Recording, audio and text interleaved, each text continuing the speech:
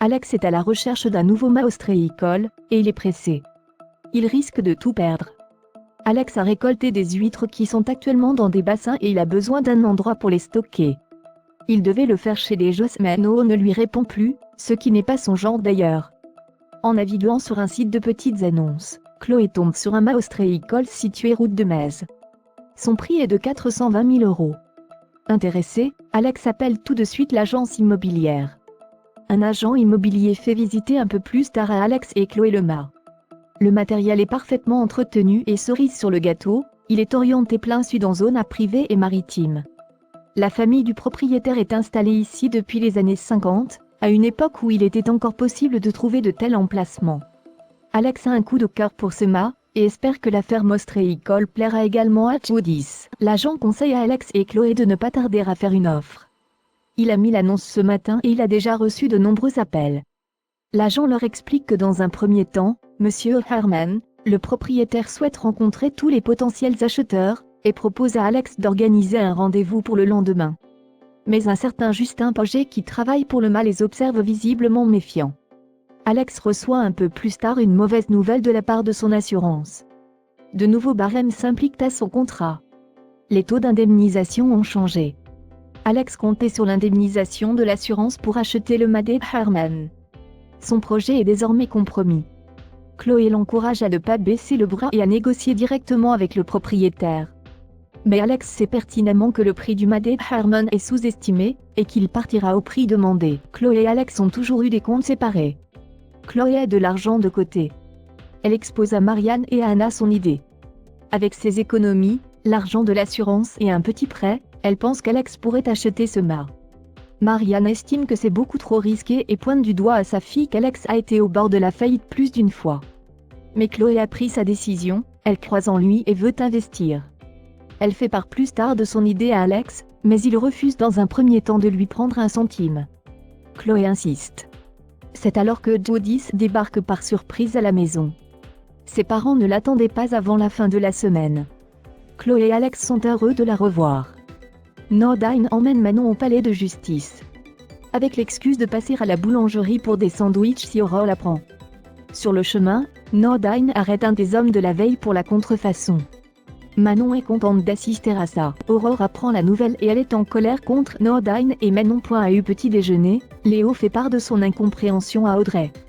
Il ne comprend pas pourquoi Audrey et sa mère lui ont dit qu'il n'avait pas de papa, et que celui-ci était parti avant sa naissance. Audrey lui assure qu'elles ne lui ont pas menti et lui explique qu'elles ignoraient qu'il allait débarquer un jour. Puis, elle avoue à Léo que son père est venu la voir 2 jours plus tôt. Léo se montre curieux. Il veut savoir s'il lui ressemble et s'il peut le rencontrer. Mais il est l'heure pour Léo d'aller au collège.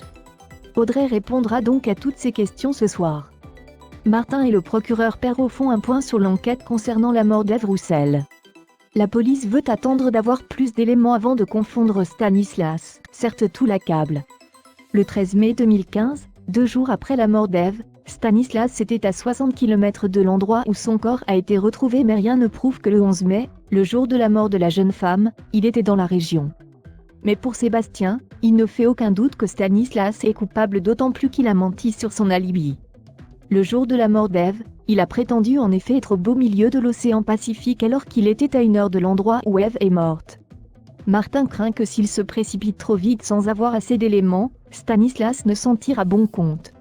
Certain que Stanislas est un homme dangereux, et que sa fille est en danger avec lui, Sébastien ordonne à Martin de l'auditionner et de le pousser à bout.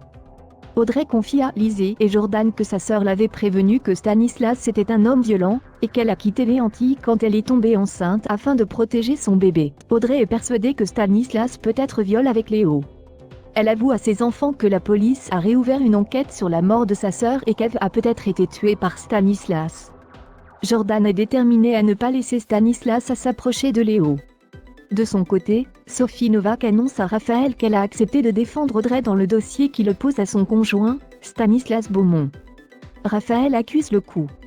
Sophie est libre de choisir ses affaires, elles ne sont pas associées, mais Raphaël trouve sa démarche assez inélégante. Sophie lui rappelle froidement que le sort des mineurs vulnérables est le cœur de sa vocation. Elle veut protéger Léo et préserver le fait qu'il soit heureux et intégré dans une fratrie soudée. Mais Raphaël lui signifie que cette affaire entachera forcément leur relation. Sophie lui conseille de se retirer si elle se sent trop impliquée. Stanislas est convoqué au commissariat. Raphaël est présente également. Avant le début de l'audition, elle reçoit les résultats du test de paternité. Stanislas est bien le père biologique de Léo. Au cours de l'audition de son compagnon, Raphaël essaie tant bien que mal de le défendre. Elle n'a pas d'autre choix que de reconnaître qu'il était en France le 13 mai 2015, mais signifie à Martin qu'il n'a aucune preuve qu'il était là le 11 mai, et lui demande d'arrêter d'importuner son client. Au lycée, Camille confie à Jordan qu'elle espère que Stanislas n'aura jamais la garde de Léo, et propose son aide.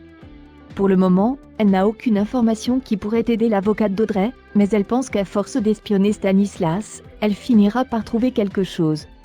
Puis, elle confie émue à Jordan qu'elle a peur que Stanislas fasse du mal à sa mère.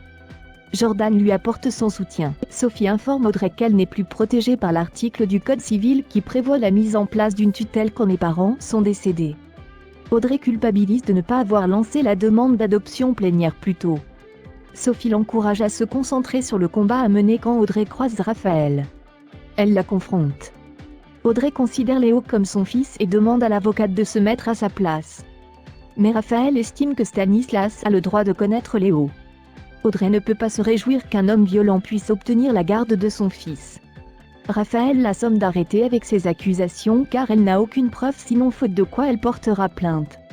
Audrey espère que Raphaël ouvrira les yeux avant qu'il ne soit trop tard. En sortant de son bureau, l'avocate croise Chloé est venue lui dire qu'elle s'inquiète et qu'elle est là pour elle. Stanislas a préparé 2 coupes de champagne, et veut fêter sa victoire avec sa compagne. Il sent qu'il va obtenir la garde de Léo grâce à elle. Un brin gêné, Raphaël lui explique qu'Audrey ne compte pas se laisser faire et qu'elle va s'opposer à la procédure. Mais Stanislas a réfléchi. Il ne veut pas de garde partagée, et veut avoir Léo tout le temps avec lui. Stanislas refuse qu'il continue de fréquenter Seth. Raphaël pense qu'il ne faudrait pas couper Léo totalement de sa famille. Stanislas perd alors son 5 fois, et parle mal à Raphaël. Puis, il la saisit par le bras et par les cheveux. Il est persuadé que Raphaël ne veut plus l'aider et la soupçonne d'avoir parlé à quelqu'un de son entourage. Raphaël lui assure que ce n'est pas le cas puis elle le menace de ne plus l'aider s'il n'arrête pas. Stanislas lui donne alors un coup violent au ventre. Raphaël s'effondre à terre. Soit tu es avec moi, soit tu es contre moi. Ne t'avise plus jamais de me menacer, lui déclare Stanisa.